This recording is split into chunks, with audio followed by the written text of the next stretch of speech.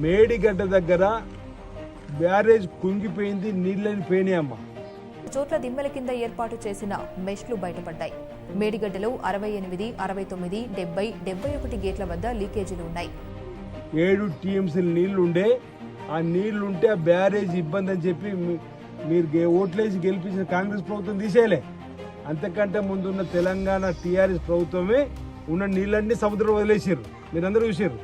తర్వాత గవర్నమెంట్ వచ్చింది, అక్కడ చుక్క నీళ్ళు లేవమ్మా. దాని మీద అన్నారం బ్యారేజ్లో 7 టీఎంసీలు ఉండే, వాటినన్ను ఏమైనా చేద్దాం అనుకుంటే ఈ లోపల కింది నుంచి నీళ్లు లీకేజ్ అయినాయి. అన్నారం బ్యారేజీలో అన్ని పిల్లర్లు డేంజర్ జోన్ లోనే ఉన్నట్లు తెలుస్తోంది. గత అక్టోబర్ లో బ్లాక్ నెంబర్ 4 లోని 38వ గేట్ కు ఎదురుగా 4, 5వ పిల్లర్ల మధ్య పడిన బుంగ దగ్గర లీకేజీ ఎక్కువగా కనిపిస్తోంది. బ్లాక్ నెంబర్ 3 లోని 28వ గేట్ కు ఎదురుగా 5, 6వ పిల్లర్ల మధ్యన ఇదే పరిస్థితి ఉంది. ఆ ఉన్న డ్యామేజ్ కూడా ఆగదని చెప్పండి. ఢిల్లీకి నేషనల్ సేఫ్టీ డ్యామ్ అథారిటీ వాళ్ళు వచ్చి నీళ్లు తీసేమన్నారు.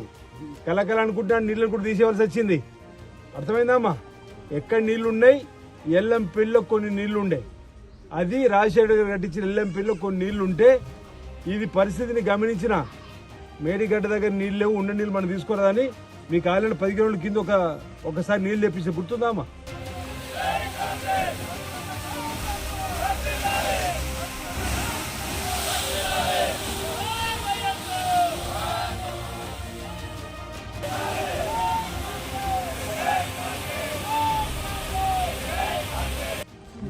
పదిహేను కింద నేను ఈ పరిస్థితి ఉందని తెప్పించిన తర్వాత మళ్ళీ ఇప్పుడు ఇబ్బంది ఉందని చెప్పన్నారు. మొన్న రాత్రి మోటార్ చాలు చేసిన మళ్ళీ ఒకటి. కేవలం మంచి నీటికే ఇవ్వాలని రూల్ ఉంది. ఇప్పుడు ఉన్న నీళ్ళు ఎక్కడ కూడా నాగార్జున సాగర్, నిజాం సాగర్ ఈరోజు ఎక్కడ కూడా నీళ్లు లేని పరిస్థితి. ఉన్న నీళ్ళల్లో మన రైతాంగం ఇబ్బంది పడుతుందని చెప్పని మొన్న రోజు మోటార్ చాలు చేసిన, బహుశా రేపటి వరకు ఇక్కడ ఈ ప్రాంతానికి రావచ్చు.